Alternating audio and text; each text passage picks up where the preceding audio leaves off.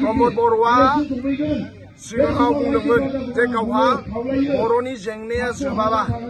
गाव माब्लाबाबो MLA election गेलेया होननानै एमएलए मन्त्रि जाया होननानै गावनि डायरियाव पलिस्टप होनानै सेवरागुरियाव रायजो जाहैगोन होननानै दा मानाव गेदेर हाग्रामा महिलारि सारा सिगाङावनो बुंदोंमोन जे प्रमोद बर'आ सिफ जानो थाखायसो आन्दलन खालामदों जे प्रमोद बर'आ ओनसोलनि जौगासारनायनि थाखाय आन्दलन खालामाखै हाग्रामा महिलारि सारा सिगाङावनो बुंदोंमोन प्रमोद बर'आ बुंदोंमोन जे माब्लाबाबो बे इलेक्सन गेलेया बर'नि जेंनाया जोबागौमानि दा दिनै प्रमोद बर' बुंनाया जाखो ना मानाव गेदेर हाग्रामा महिलारि सार बुंनाया जाखो बेखौ रायजो राजाया जाहाथे बिजिरनानै नायो प्रमोद बर'आ आमिनगावआव गोबां रोजा रोजा बर' फिसाफोरखौ सतबांसा जाहोदोंमोन सान अखाफोर आरो बर'नि गिबि मंग्लं सुजित नार्जारि बर'नि आइजो माहारि जाय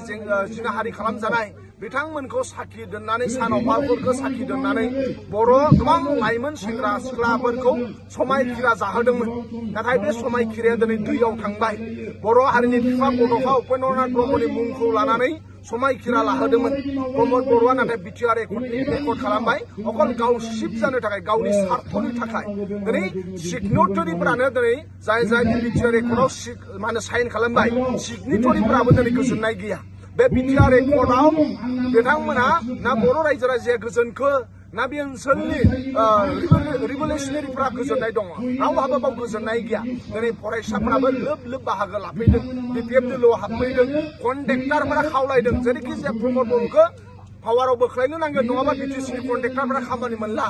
सेस जालांजोबनो थांगासिनो दङ बेपार बानिज्य फुरा दुर्बल जालांबाय दा बे ओनसोलनि आबादारिफ्रा खावलायदों प्रमोद बर'खौ जेरैखि जाया बोख्लायनो नांगोन होननानै दा दिनै गुबुन गुबुन हारि माहारियाबो खावलायदों जे गोजोना रावनावबो गैया दा बिथांमोना बुंबाय थायो गोजोन फैबाय होननानै दा गोजोना सोर फैखो ना फरायसाफोरा गोजोननाय दङ ना दिनै जाय लेखा गोरों बिए पास एमए पासफोराबो साख्रि मोनासै टेट पासफोराबो साख्रि मोनासै दा ओंखायनो साख्रि मावग्राफ्राबो गोजोननाय गैया साख्रि नागिरग्राफ्राबो गोजोननाय गैया फोरोंगिरिफ्रा गोजोननाय गैया आबादारिफ्रा गोजोननाय गैया सहि खालामग्रा एनडिबि सिगनेटरिफ्राबो गोजोननाय गैया दिनै गोबां जेलाव दङ आरो जाय जेलनिफ्राय बाहेरायाव दङ बिथांमोनहाबो जेरैबायदि मान सन्मानजों मिजु नेशनेल फ्रन्टआ सहि खालामखांनायनि उनाव जेरैबायदि मान सन्मान मोनदों बिएलटिफोरा सहि खालामखांनायनि उनाव जेरै मान सन्मानजों न'खराव रायजो जानो हादों परिबेस मोनदों बेबायदि बिटिआर रेकर्डनि गेजेरजों रिभलिउसनारि आरो सिगनेटरिफ्राबो बेबायदि मान मर्यादा आरो बेबायदि रायजो जानो हानाय सुबिदा खालामनानै होनो हायासै ओंखायनो दा गोजोना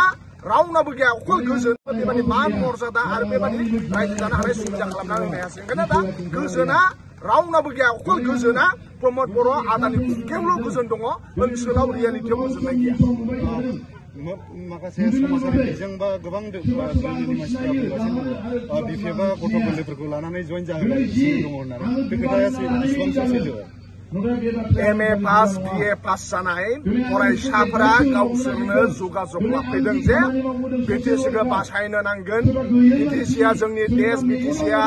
जोंनि देश होननानै बिटिसिखौ बासायनो नांगोन होनदों दा बिथांमोना फरायफुनाय रावबो गैया सोरबा एमए पास जानाय सोरबा बिए पास जानाय क'क्राझार गभर्नमेन्ट कलेजनिफ्राय पास जानाय बरमा कलेजनिफ्राय पास जानाय बड'लेण्ड इउनिभार्सिटिनिफ्राय पास आउट जाजोबनाय गोजा जे भारतनि संबिधाना इउनिभार्सेल एडाल्ट फ्रान्सिस जाय 18 बोसोर जायो बेनो भट होनाय मोन्थाय दङ 18 बोसोर जानायनि उनाव गारि लाइसेन्सबो मोनो गावहा नोङो मा होनो साननो हानाय केपासिटिया जायो दा बिथांमोना सब 18 बोसोर बारसोमनाय बिए पास एमए पास गोजा दा बै फरायसाफोरा बुंफैदों जे दिनै बड'लेण्ड इउनिभार्सिटियाव फरायनानै पास जाबाय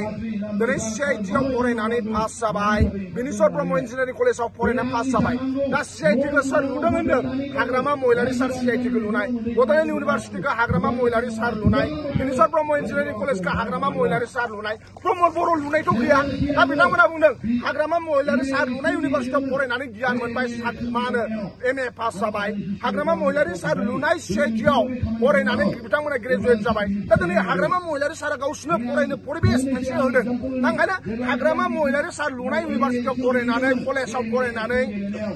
मा होनो इन्जिनियारिं कलेजाव फरायनानै दा हाग्रामा महिलारि सारनि जानानै खोथा बुंनो नांगौ हाग्रामा महिलारि सारासो जोंनो लुनानै होदों प्रमोद बर'आ लुनानै होनाय जेबो गैया दा प्रमद बर'आ लुनानै होनाय इउनिभारसिटि दंबा हयथ' प्रमद बर'जों थांगौमोन खोमा फेरेंगा लुनानै होनाय जुदि इन्जिनियारिं कलेज दंबा फेरेंगाजों थांगौमोन खोमा दिनै हाग्रामा सार खाम्फा सारजों मानो लोब लोब फैदों मानो होनबा बे इडुकेसन इन्स्टिटिउसनफ्रा बिथांमोना लुजोबनाय गोजा दा ओंखायनो बै सेंग्रा सिख्लाफ्रानो गावसोरनो बुजिनानै BA पास जानाय MA पास जाखांनानै बिथांमोना गावसोरनो गोसो जानानै फैदों दा बावसोरबा भारतनि संबिधानखौनो जुदि बोखारनानै सोरबा जुदि जबरदस्ति बुंनो सानोब्ला बिथांमोननि खोथा दा बिथांमोनजों थाङाखै बिथांमोनजों थांबा बिथांमोना गोजोननाय थागौमोन खोमा नाथाय फरायसाफ्राबो बुंदों जे हाग्रामा महिलारि सारा बड'लेण्ड इउनिभारसिटिखौ लुनाय CIT खौ लुनाय बिश्व ब्रह्म इन्जिनियारिं कलेजखौ लुनाय बिथांमोन लुनाय इउनिभारसिटियाव फरायखांनानै बिथांमोननि सायाव सेन्टिमेन्ट दं माया मोजां माया गाज्रि फरायसाफ्रा साननो हानाय केपासिटि दं ओंखायनो बिथांमोननि नोजोराव प्रमद बर'आ रायजो राजानि खामानि मावाखै प्रमद बर'नि गेजेरजों UPPLजों बिथांमोननि फिउचार सेफटि नङा बिथांमोननि लाइफआ सेफटि नङा ओंखायनो गावसोरनि लाइफआबो सेफटि जानो नांगोन देशआबो बासायनो नांगोन ओंखायनो BPF दोलोआव बिथांमोना फैदों आरो मोजां गाज्रिखौ साननो हानाय बै फरायसाफ्रा फुल मा होनो बिथांमोना फ्रिडम दङ आरो बेखौनो भारतनि संबिधान आरो बिनि थाखायनोथ' इन्डिया डेम'क्रेसि इन्डियान कनस्टिटिउसना बिउटि अफ दा मा होनो डेम'क्रेसियाव बेनो मोनसे बिउटि नङा होमबा बेनो मोनसे समायना सबहाबो साननो हानाय बिजिरनो हानाय मोनथाया दङ ओंखायनो बे फरायसाफोराबो बिथांमोना साननो हानाय बिथांमोना बुजिनो हानाय आरो बिथांमोना ओंखायनो BPF दोलोआव फैदों आरो बिथांमोना BPF दोलोआव फैनानै मोजाङानो मावदों आरो नोंथांमोननि चेनेलनि गेजेरजों आं बेखौनो खावलायनो लुबैयो सोरबा सोरबा जुदि लिडार जानो सानो समाजनि खामानि मावनो सानो हारिनि खामानि मावनो सानो नोंहा जुदि गोजान खुनु न'खराव लिडार गैया नों जुदि गावखौनो हारसिं सानोब्ला नोंजों हाग्रामा महिलारि सार दङ